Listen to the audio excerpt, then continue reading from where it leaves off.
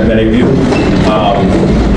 It's a pleasure to be here at this conference to give probably the most boring talk of the conference. Competing with like evolution and geocentrism and dinosaurs, and yeah, this will be a easy sell. So we're going to talk today about usury, and the disclaimers first. One, I know for a fact I'm not the most qualified person in the room to give this talk. Two, I'm going to borrow heavily from The Church and the Users by Brian McCall. If anyone is really looking for a more in-depth study of it, I would highly recommend this. And the reason I'm giving a talk on is my pastor asked me to give a talk on usury in October. And I told him at the time, asking an economist to give a talk on usury is kind of like asking a thief to give a talk on, not stealing. So maybe I'm the least qualified person to give the talk. And, he laughed when I said that, but in hindsight, I think perhaps he asked me to give the talk not to teach others, but to make sure I knew this myself. And so maybe if I do it a second time, it'll sink in a little better. As soon as I walked in the door this morning, several people asked, why are we doing a talk on usury at a evolution conference? That's a good question. I could say something about, John told me, you're an economist, there's no free lunch, you've been eating all week, and I haven't seen you do a whole lot, but he didn't say that. But we'll have a little pop culture quiz. Does anyone know who this is? Does anyone know Father Martin? Yes. Father Martin has been popularized here lately, making the Catholic talk circuit, and his principal thing he's promoting is that the church needs to change its teaching on homosexuality. And, this is something we know can't happen. But like evolution, like contraception, like homosexuality, people are convinced that the church teaching on things can change. And the little thing they often trot out to prove this is true is usury. So he said at a Georgetown presentation where Catholic kids and their parents spend six figures getting a Catholic education, he told the audience, it's pretty clear the Bible's against usury, which he's absolutely right. That's 100% true. The Bible is very clear. Usury is not something that we should commit. But he went on to say, but we're okay with that now. So that's fine. Which isn't the case. Now, usury and the sin of Sodom do have something in common. I don't know this for certain, but there's only one poet I know that the popes have recognized for his genius, and that's Dante. And in the Inferno, Dante places homosexuals and usurers in the seventh circle of hell. So that's something that it does share in common. If you're real careful, you can kind of count down the layers. You kind of squint, you can find it. It's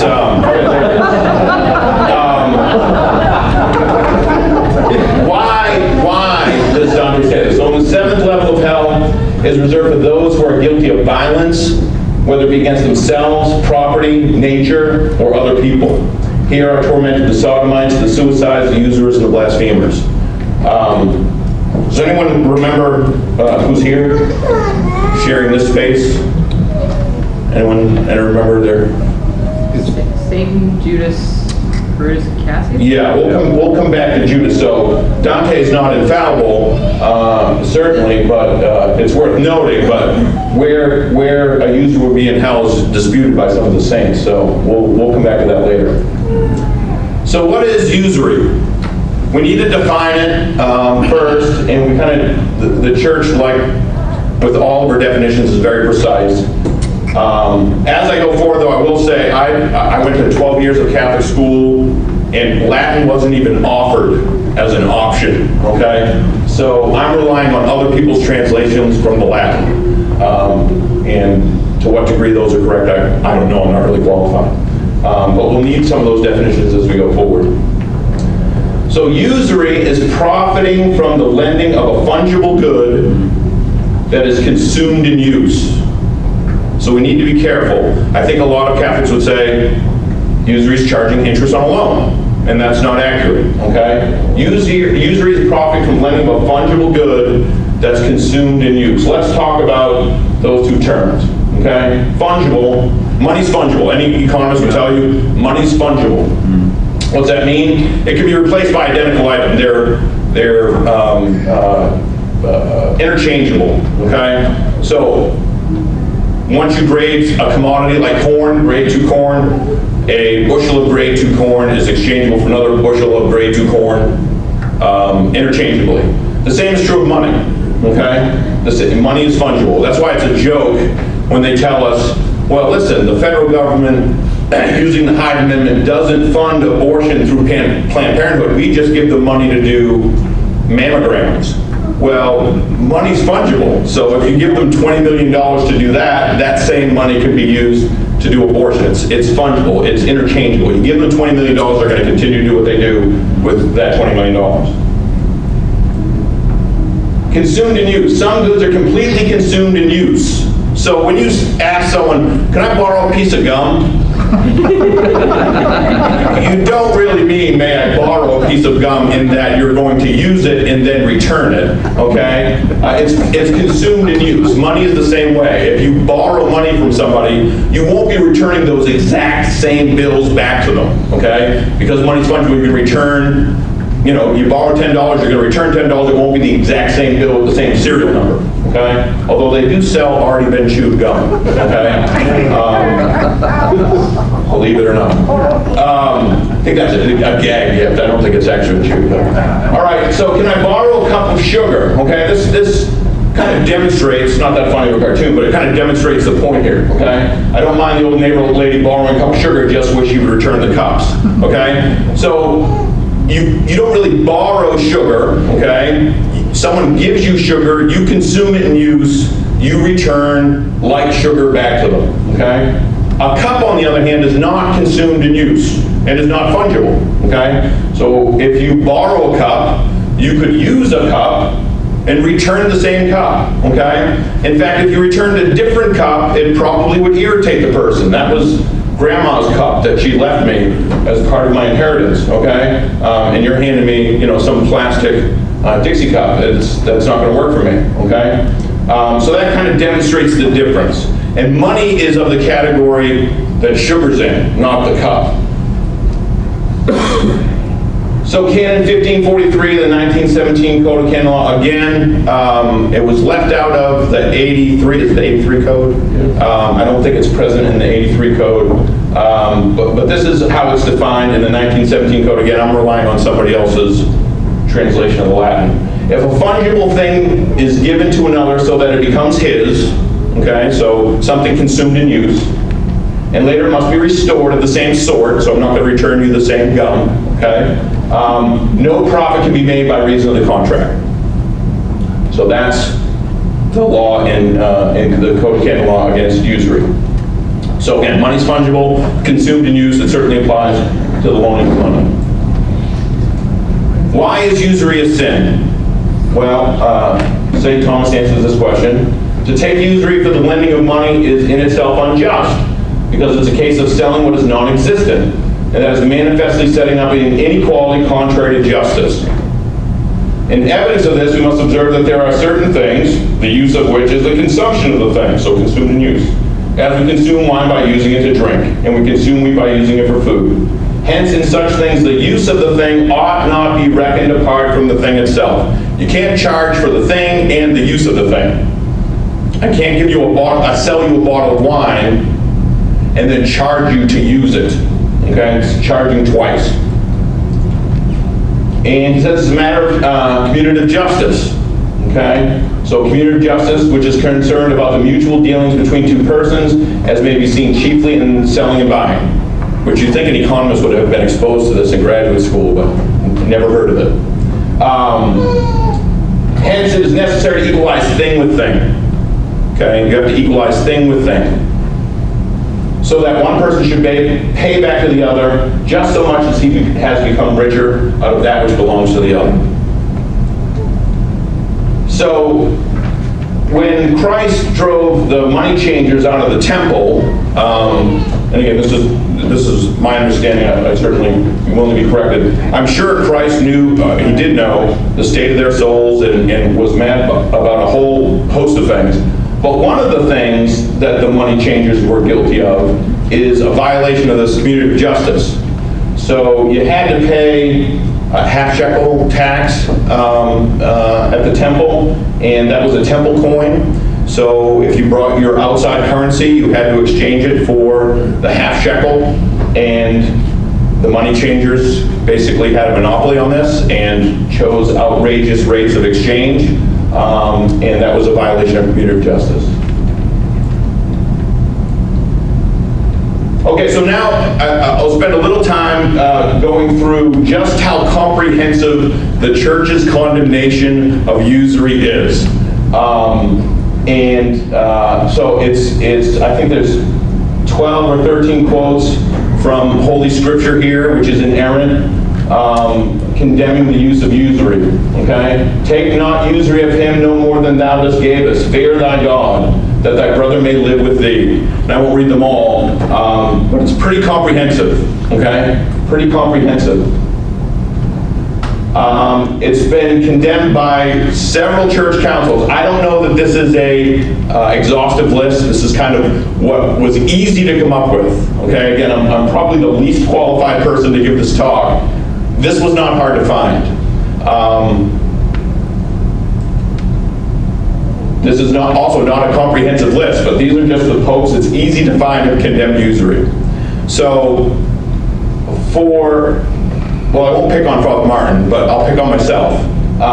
In graduate school, had you asked me, you're a Catholic, what about the church's teaching on usury? I would have said, oh, it's changed.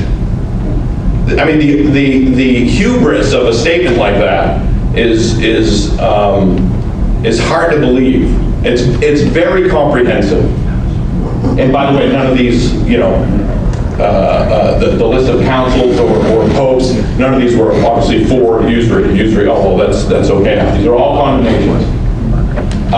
The church fathers, again, I'm sure there are people in the audience that may have done more comprehensive study. This is just an easy list to come up with of church fathers who condemned usury by name, okay, and seriously so.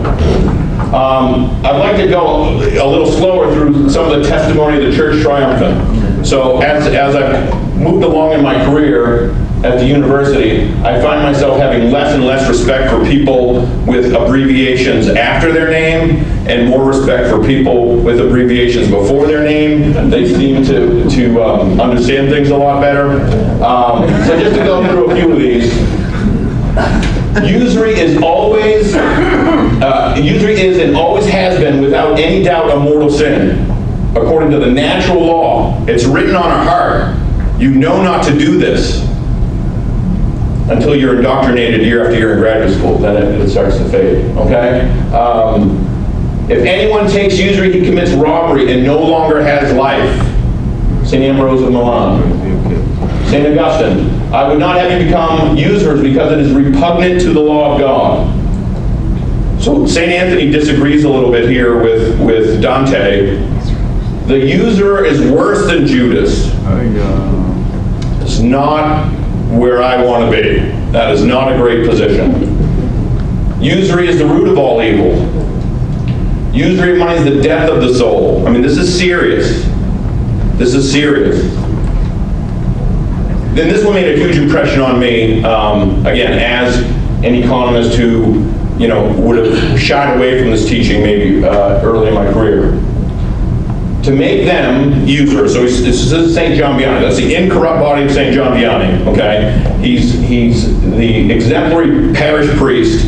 He's trying to teach his parishioners how to live an upright life. And he says, to make them, the usurers, feel the enormity and heinousness of their injustice and their cruelty, it would be necessary that one of those early usurers who has been burning in hell for the past 3,000 or 4,000 years should come back and give them a description of all the torments he is enduring and of the many injustices he committed, which are the cause of what he suffers. Yikes.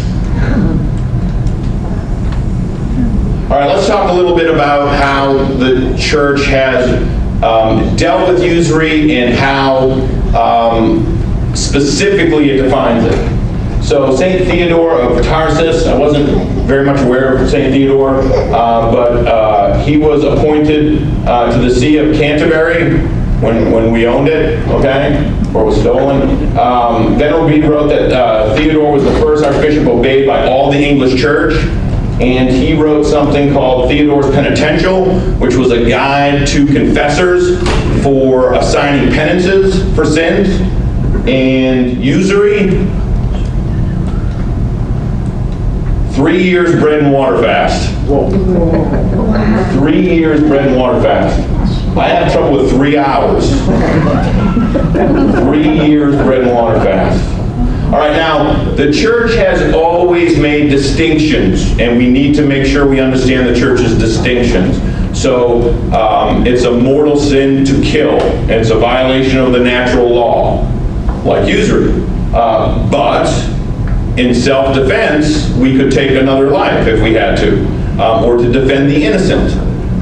So we need to be careful with these distinctions. Usury and interest are not interchangeable. Those are not interchangeable words. We use them interchangeably now, and I certainly did in graduate school, and we would have just used the word interest. And again, I think most Catholics would say, oh, usury is that you can't charge interest. Well, the word usury is derived from the Latin word usura, which means use. Interest is derived from the word interreo, which means to be lost.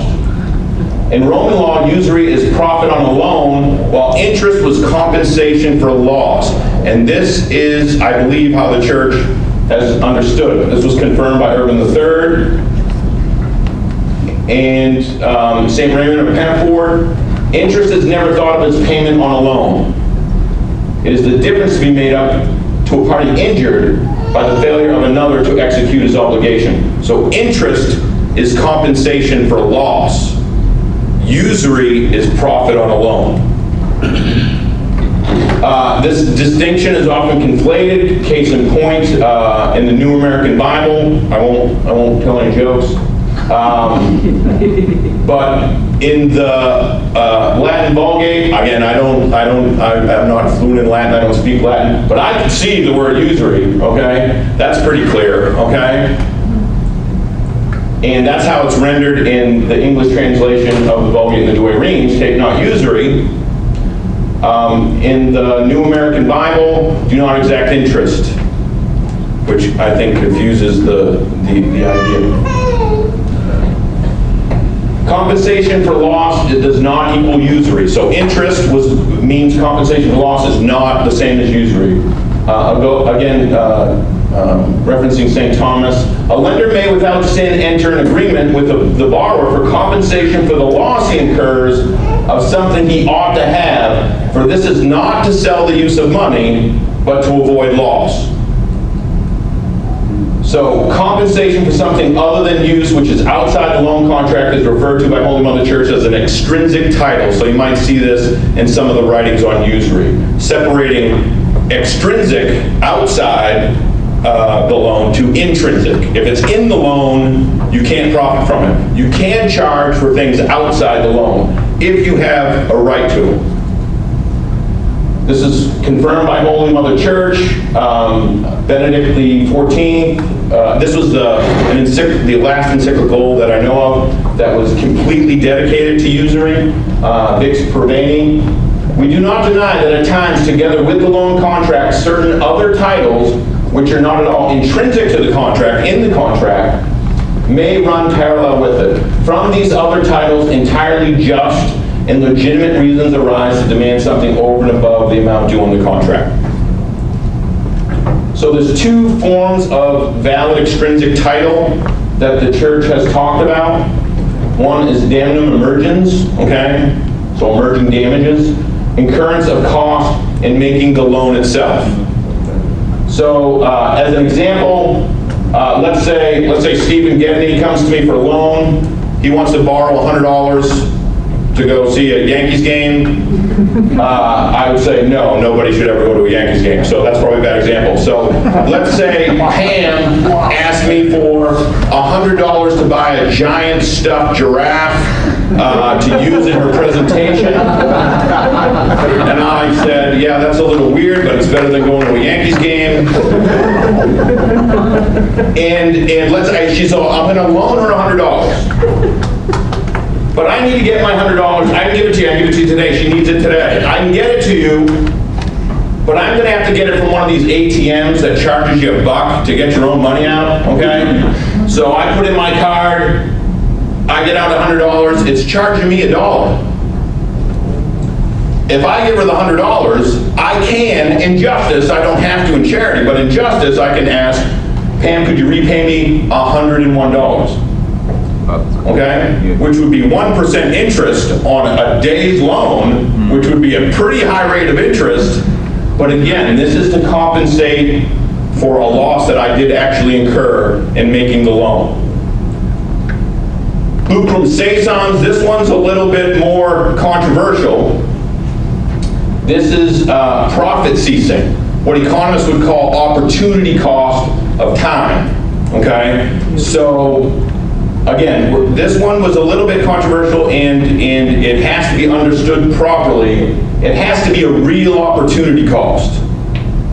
So, for instance, Pam comes to me again to borrow $100. I say, you know what, I have $100 on me, and I can give it to you, loan it to you, but I was just about to buy this cow that I was going to be able to milk today and get a gallon of milk out of, and I was going to sell this raw milk to the homeschool co-op, which loves this stuff, okay? And I was going to be able to sell that milk for $5 a gallon, okay?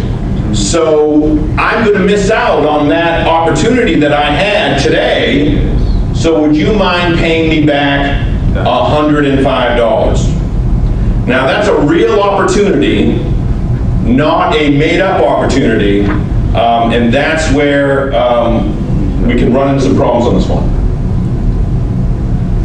And St. Thomas says it can't be made up, but the lender cannot enter an agreement for compensation through the fact that he makes no profit out of his money, because he must not sell that which he has not yet and may be prevented in many ways from having. So the church had to kind of weigh in on this one. Pope Paul III, Pope Innocent IX, Pope Alexander VIII recognized the extrinsic title of Lucrum caesans. Pope Paul III allowed for this compensation as long as it was less than what they would have made if the funds were employed in business. Right? To an economist, if you engage in an activity, that must mean you prefer that activity. So if you're making a loan to earn the lost profits, why, and you could have made the same amount, with your business endeavor, there's a reason you prefer this.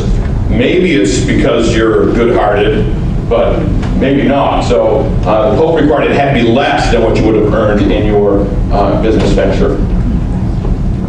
So to charge more than what they would have made would be usury, but charging less is compensatory. All right, let's talk about this a little bit in practice, specifically the Lucrum caesans. So Barnabas of Terni, an Italian friar, established, and I'm probably not pronouncing this right, the Montes pietatis, which were basically banks that were supposed to be usury. They were set up to be usury-free banks, a place for people to go to for credit without having to turn to the Shylocks of the world. So they provided loans without usury. That was their goal. They were not, interesting, they were not meant for the poorest of the poor. The poorest of the poor were entitled to charity.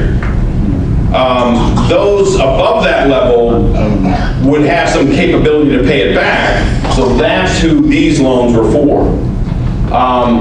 They were securitized loans. You had to provide something of value to secure the loan. And they would not lend for what was deemed unnecessary consumption. That would be a nice addition to our current system. Anyone remember layaway? Any layaway fans? Okay, before the credit card. And sometimes it required an oath be sworn, okay, that you were not using this for consumption. Users at the time were charging about 37%. And Pope Sixtus V established one in Italy. Again, not the first one, but there were many established.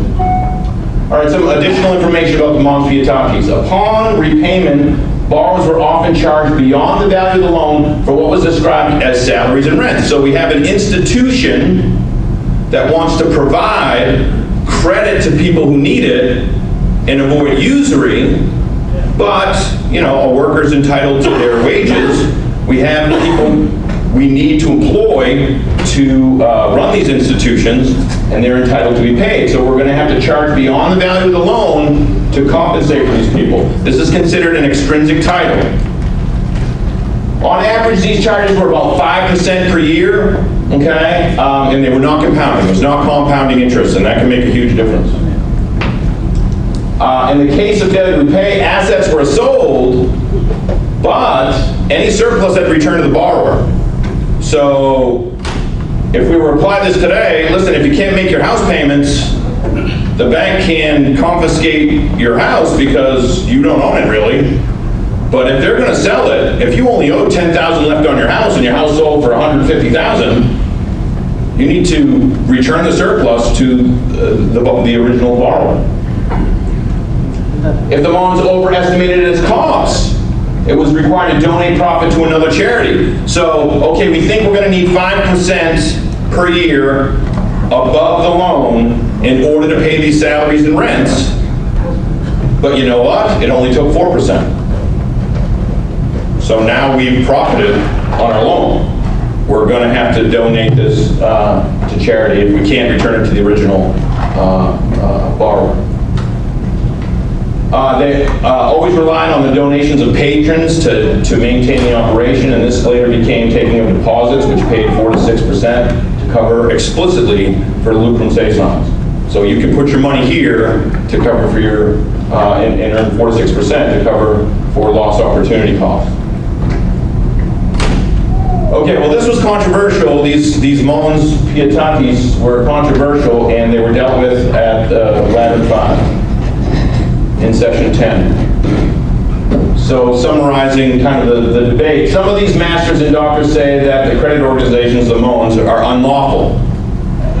After a fixed period of time has passed, they say those attached to these organizations demand from the poor, to whom they make a loan, so much per pound, in addition to the capital sum. For this reason, they cannot avoid the crime of usury. Other masters and doctors say the opposite. Compensation of the organizations, that is, to defray the expenses of those employed and of all the things necessary pertaining to the upkeep of the said organizations, they may lawfully ask and receive, in addition to the capital, a moderate and necessary sum for those deriving benefit from the loan, provided that no profit is made therefrom. They point out that this opinion was approved by our predecessors of happy memory, the Roman Pontiffs Paul II, Sixtus IV, Innocent VIII, Alexander VI, and Julius II, as well as by saints and persons devoted to God and held in high esteem for their holiness. We declare and define, with the approval of the Sacred Council, that the above-mentioned credit organizations do not introduce any kind of evil or provide any incentive to sin if they receive, in addition to the capital, a moderate sum for their expenses and by way of compensation, provided it is intended exclusively to defray the expenses of those employed and of the other things pertaining, as mentioned, to the upkeep of the organization, provided that no profit is made. Such a type of lending is meritorious. All right, a couple more distinctions. Business investment is not taking usury, okay? So nor is it denied, this is in Vix Pervani, okay? So it's not a continuation of Latin 5. Nor is it denied, by means of contracts differing entirely from loans, to spend and invest money legitimately, either to provide oneself with an annual income or to engage in legitimate trade and business. From these types of contracts, honest gain can be made, okay? Now this would get into the area of just price. You have to be charging a just price for your product, but that's separate from usury. And the key distinction is risk. If you're exposed to risk, it's a business investment. Okay? If you're a bank making a loan on a mortgage and it's securitized by the house, you have no skin in the game. There's no risk there, okay? But if you're buying stock in a company or go into a partnership with somebody, you can make a profit on that money, or you might lose it all, okay? You're exposed to risk, and that's a key difference. St. Thomas says, he that entrusts his money to a merchant or a craftsman so as to form a kind of society does not transfer the ownership of his money to them, for it remains his, so that at his risk the merchant speculates with it, or the craftsman uses it for his craft, and consequently he may lawfully demand to something belonging to him part of the profits derived from his money. So you're not giving up ownership. You're saying, this is my money, I'm letting you use my money to invest in this business venture. You can then profit from that. St. Bernardine, all usury is profit, so to be considered usurious, you have to profit from a loan. But not all profit is usury. There's a distinction. Okay, anyone know who this is? Probably the worst thing that happened to economics, okay? This is John Maynard Keynes. He's probably the reason we have such a huge debt, okay? And a growing welfare state. So not a friend of the Catholic Church by any means. Not a good guy, at least in terms of what he taught. But he said this in the General Theory of Employment. I was brought up to believe that the attitude of the medieval church to the rate of interest was inherently absurd. But I now read these discussions as an honest intellectual effort to keep separate what the classical theory has inextricably confused together, namely the rate of interest and the marginal efficiency of capital. In other words, business investment from just contract loans.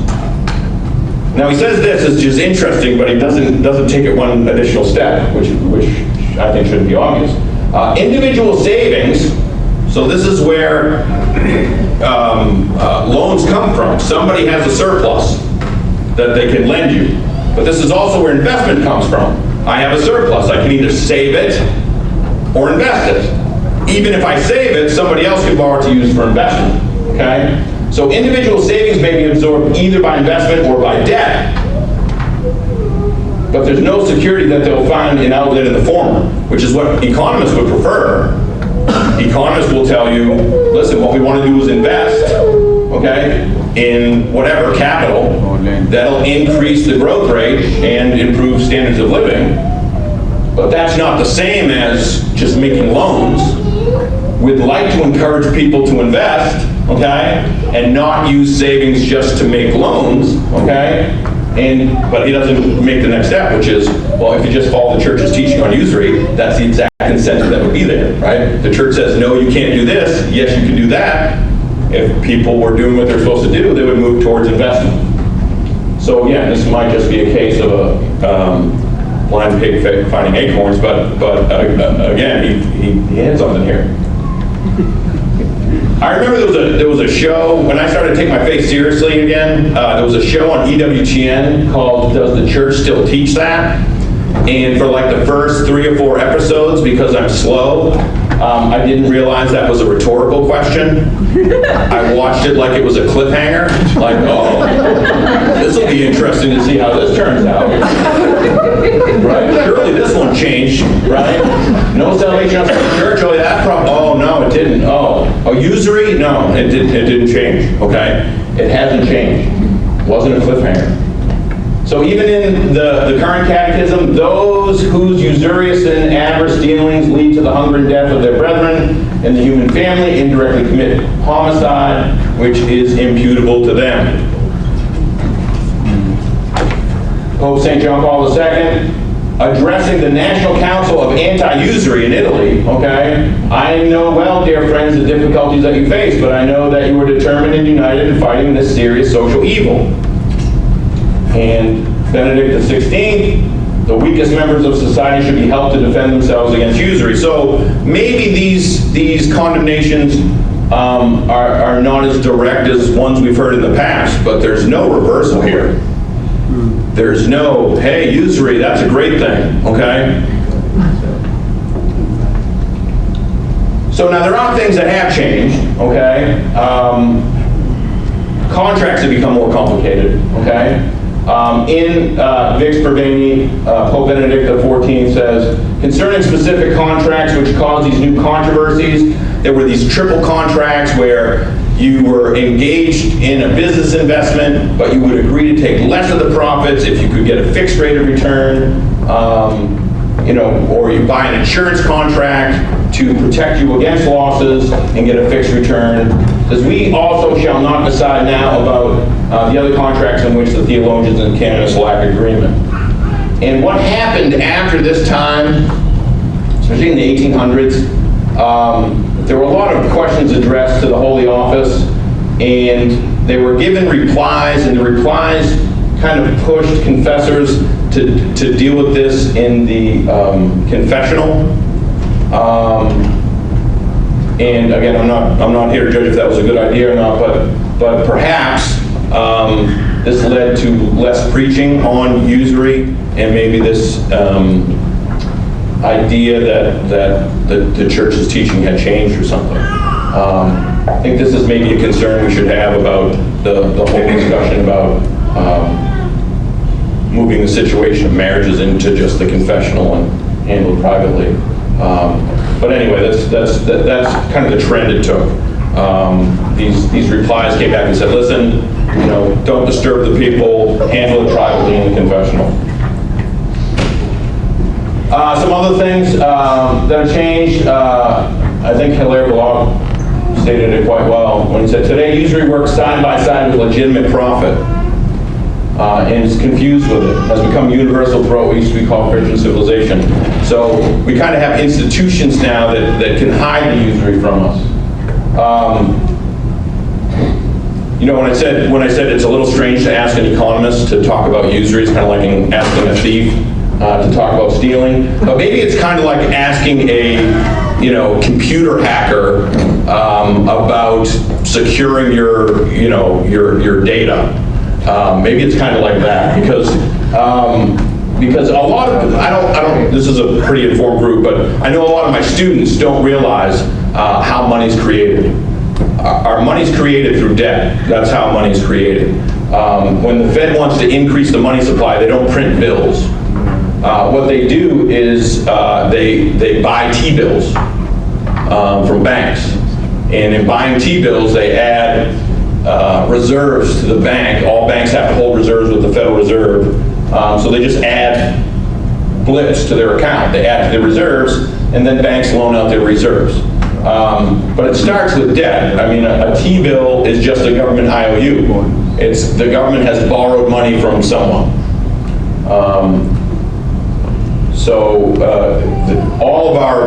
The entire monetary system is based on debt and lending money. What has also changed? Constant inflation, okay? We have a fiat currency, and the Fed has a stated target of about 2% inflation per year. So that means that under damnum emergens, the extrinsic title damnum emergens, 2% interest would just be covering for inflation most years. You're actually losing money. No one should leave here concerned if they're a user because they have a savings account, right? Because in one sense you're lending money to the bank, right? And they're paying you, you're being paid interest.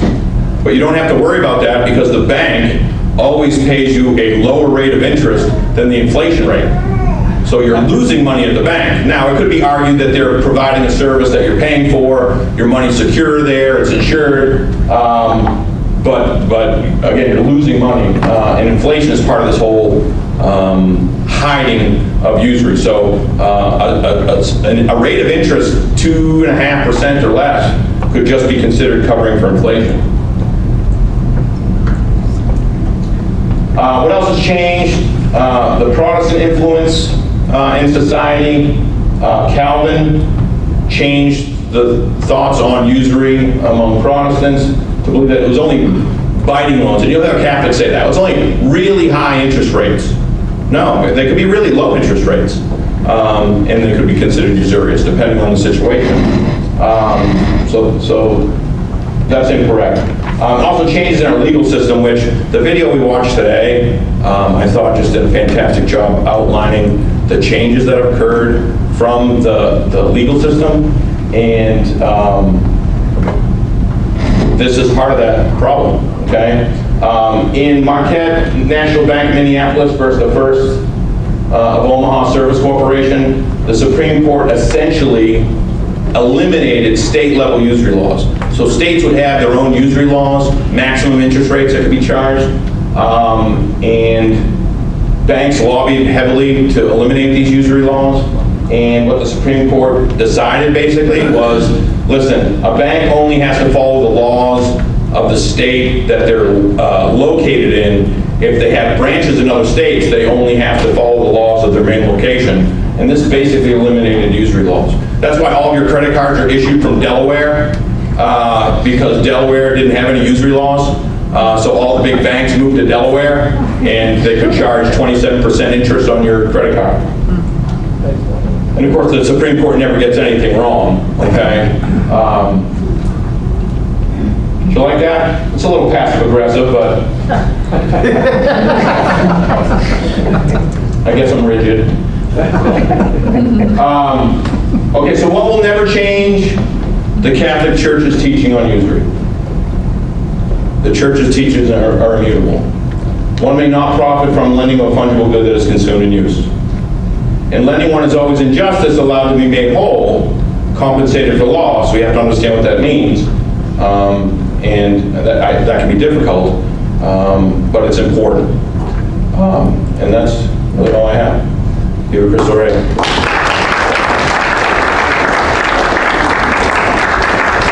Now, we can either, I'm sorry, go ahead. Just when you're ready for questions. Sure, I was going to ask, do you want to do questions, or do we need to go to the rosary? Let's do some questions, okay. Well, I have this slide for questions. I don't know if I'll have answers, okay? In Vix Perdani, the Pope warned people, and I guess this applies to me, some trusted their own strength and knowledge to such an extent that they do not hesitate to give answers to those questions which demand considerable knowledge of sacred theology and of the canons, which I do not have, okay? But it is essential for these people also to avoid extremes, which are always evil. For instance, there are some who judge these matters with such severity that they hold any profit derived from money to be illegal and usurious. In contrast to them, there are some so indulgent and so remiss that they hold any gain whatsoever to be free of usury. Let them not adhere too much to their own private opinions. Before they give their answer, let them consult a number of eminent writers. Then let them accept those views which they understand to be confirmed by knowledge and authority. So I'll do my best, but I'm sure there are higher authorities in this room that could give much more comprehensive answers, but I'll do what I can. Hugh. So my question is, how, in light of the teaching of the Church, would we determine what is a fair rate of exchange? A fair rate of Exchange. So let's say you're... like foreign for foreign currency? Yes. The way you would do it, I think, and economists have something called the Big Mac Index, where what you're basically doing is making sure a similar, the money required to buy a similar amount of goods is what the exchange rate should be. And they tend to gravitate in that direction. How do you ensure that? I don't really know. That would be difficult to do. That's not really usury because it's not for lending, but it would fall under just price.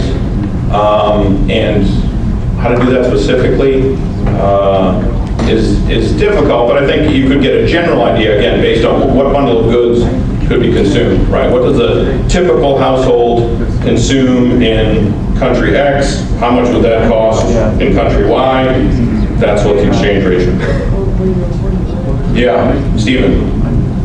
So the credit card debt technically would be usury. If you're technically loaning money for a consumable good, By going- No, the consumable good is the money itself.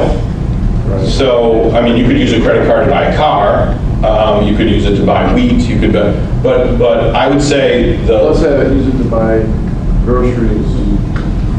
I'm going to buy groceries for a party of 300 people and it cost me $5,000. I had to take 2 years to pay it back at 27% interest. yeah, I would say, It's all eaten in one day, right? well, first of all, the sin wouldn't be on, it's not a sin to be guilty of usury, right? To be oppressed by a usurer is not sinful. So the person may be being sinful in, putting their family at risk or whatever, but they're not guilty of usury. Now, the credit card company, 27%, I think would be hard to argue. I think at the most, maybe a conservative estimate would be, say the average inflation rate is 2.38% or something over the last 3 years. So say 2.5% inflation, you could certainly charge 2.5% on a credit card. And then, an almost zero risk government bond might pay 2 or 3%. So tack that on to the inflation, we're getting around maybe 5, 6, 7%. 27% seems certainly outside of that range, I would say. Yes, Father?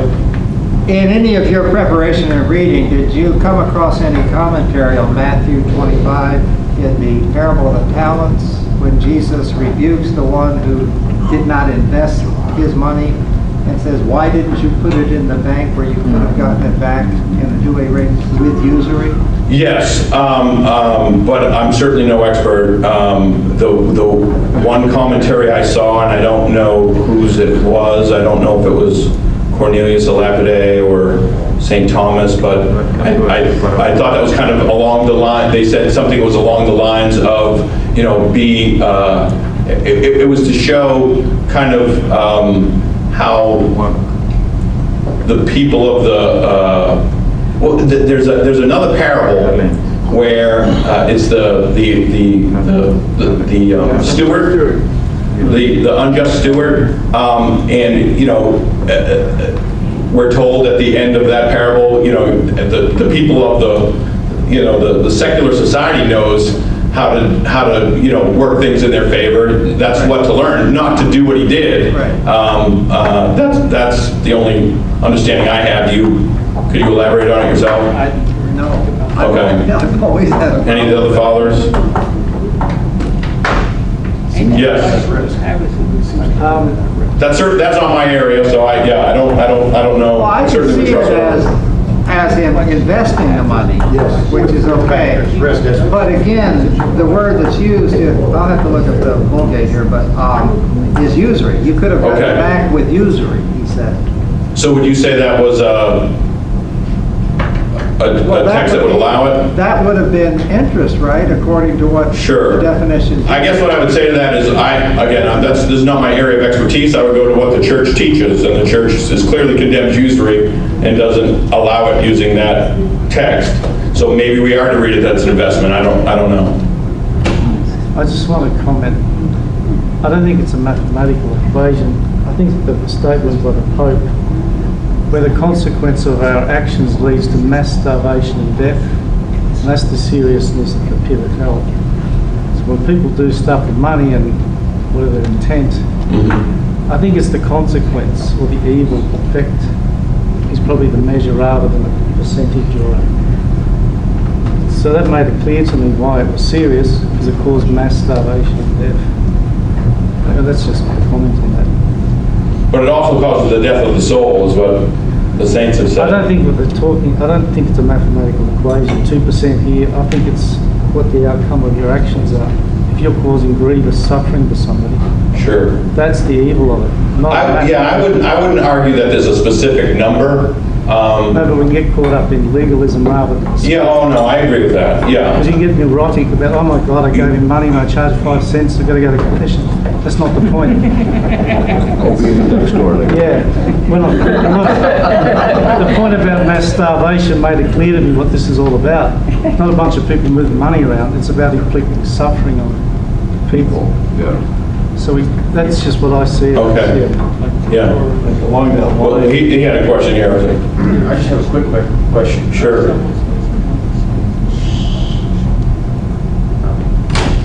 I was going to ask if a bank, if you went to a bank and they offered you a savings account, Yes. and then you put your money into that savings account, and then they basically told you through paperwork or through just sitting down and telling you what's going to happen, that we're going to charge you interest for keeping the savings account open, and then we'll charge you interest if you don't use the savings account.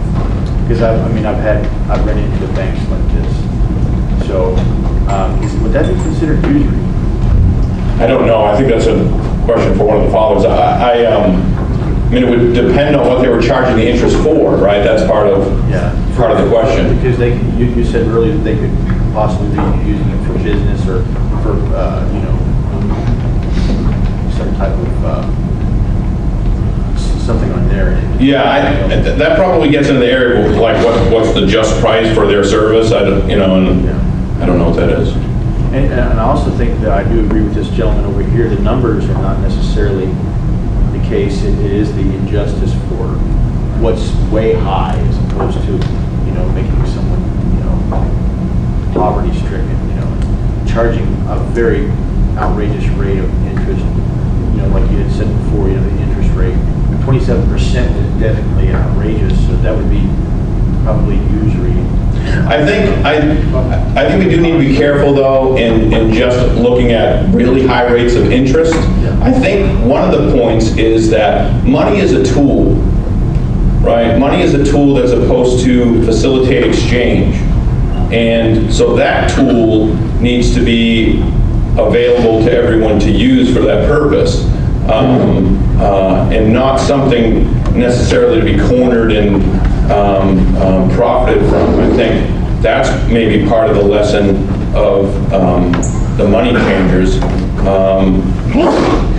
It's legitimate to make profits, but not in cornering something that's there for the common good, which money is supposed to be used as a tool to facilitate exchange, not to be the market to be cornered and profited from. I think that's part of the big picture too, not just the mass starvation. So how did the situation arise where it was actually the Jews that became money lenders in medieval Europe? I think the fathers could answer this better. I think they were allowed to under the...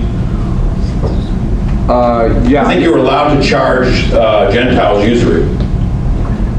Oh, you mean the Jews? Yes. Oh, yeah. And actually what happened was that the Catholic Church had anti-usury laws, and so the Jews would set up a separate kind of a banking system. So it was kind of a fluke that happened as a historical kind of a default, because the church had one way in which it was supposed to be handled, like the Montes pietatis. That was one way it was supposed to be handled. But then what happened is that people sometimes couldn't get loans from them, so they would go to the Jews and get the loans, which were at much higher rates. And so over the course of time, the Jews just basically took over the banking system, at least initially, as a result of the Catholic Church's restriction on usury, basically. And I think they took take not usury from thy brother to mean a fellow Jew.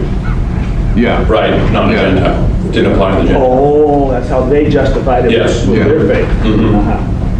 Yes. Yes, I think you partly answered my question, but nevertheless, maybe not directly. I imagine a situation where, for instance, I don't know here in the US, where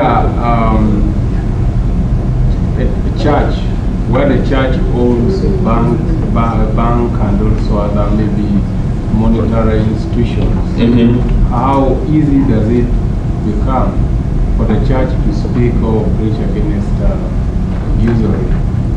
Because according to my experience, somehow the church becomes hard whenever the church is, or the church leadership gets entangled in a particular thing to speak against I don't know, what is your experience? What is the experience here? Does the church own banking institutions? No, not in the United States. But we've certainly seen, issues when the church relies on a lot of funding from the government, or we've had those types of experiences here. But they don't run any financial institutions that I know of. The Vatican here, but I think you're talking about here in the United States. They have some issues in Uganda, I guess, but the Vatican has a bank. Yes. Two questions. One is, in your opinion, does it seem... Boy, I hate those your opinion questions. Was that clear already? Go ahead, no, I'm sorry. Yeah, well, since you qualified answering your questions with this paragraph, Yeah. I figured I'd better say it that way. But the first question is, from my opinion also, it seems that usury laws are not black and white. That's the first general conclusion we can make. Because it all depends on the situation you're in, how much money this person has, how much he doesn't have, Sure. what the intent is, and all this. Would you agree with that from your study? I would say yes. There's no calculation. Although I would say there's probably a safe level at which you could cut off rates of interest in a country with a very stable inflation rate. Yeah. So I can't imagine a 50% annual rate being anywhere close to acceptable, but Yeah, which in leads, the U.S. It would be in, say, Venezuela, where they have 78% inflation. which leads to my next question, which is, it seems to me from what you're saying that the rich man doesn't have the right to charge interest for a loan because he really has no other obligation, so to speak, because he has enough money for everything. But it will be okay for the poor man to charge interest because he does have obligations every day. He's poor, he has bills, and he can't make them go away. And so he needs that money because if he loans it to another person, he doesn't have the money to use to pay his bills. So in other words, what I'm saying, it seems that usury is based on whether you're rich or poor. I think there's something to that. You probably, if you had less money, you probably could point to a more direct opportunity cost of not using that money, which would entitle you to the lucrum saisons. But I don't know that it would eliminate the possibility of somebody wealthy having those same opportunity costs. Well, If a rich man had the same cow opportunity I was talking about, I can't see them being all that interested in that. But if they did, I think they would be entitled to the same return. okay. Well, I don't think it's a function of whether or not they have a lot of money or a little bit of money. Yeah. In fact, I think St. Thomas addresses that a little bit. It doesn't, I'd have to look that up, but there's something about, saying you're taking it from somebody that has excess isn't a justification, Okay. I think. Any other questions? In the back. Do you think any changes have come from, or could you talk a little bit about Bitcoin and cryptocurrencies? Yeah, so cryptocurrencies are just another way to manage a money supply. I don't really understand it very well. It's done through algorithms and the like. We just do it through the sale of T-bills. It may be a more desirable system in that it doesn't start with debt. It starts with mining Bitcoin, I guess. But I don't know that it prevents usury. You still could loan it out and you could still extract usury or not. I don't think it makes a huge difference. Yeah, can you just give The other back. a brief contrast between the Austrian school and distributism? Yeah, the Austrian school, I was trained in the Chicago school, which is more of the classical liberalism and all the errors of classical liberalism. There's the Keynesian school, which is probably is kind of a soft socialism. And the Austrians, I think, are even further extreme classical liberalism. Kind of markets can determine everything. So markets would determine the rates of interest. Why do we need to get involved? The distributive isn't really a school of economics you would study in graduate school, but people like Belloc and Chesterton fell into that area, and they certainly would acknowledge and did the problems with usury and how it needs to be avoided. So I don't think the Austrians would have any problem with usury. They would find that an outdated medieval chain around the necks of, you know, a liberal economy. Anybody else? Just make a comment about Sure. interest rates. With Yeah. smaller nations like Australia or some countries in Europe, those government interest rates are moved up and down to change the value of their currency. So it's, Yeah, we do the same thing. I mean, the Federal Reserve changes, when you hear the Federal Reserve has changed the interest rate, that's not entirely accurate. What they've done is change the money supply. So when you hear that the interest rates have gone up, they've reduced the money supply. Yes. They've sold T-bills, and when the interest rates go down, they've increased the money supply. So they can go to double digits quickly if your currency is devaluing. And that's just, Sure, yeah, we had double-digit it's not always inflation rates in the usually- 70s. Yeah, just to move the currency. Sure, they can manipulate that. Yeah. So I think we're overdue with an appointment with our lady, so.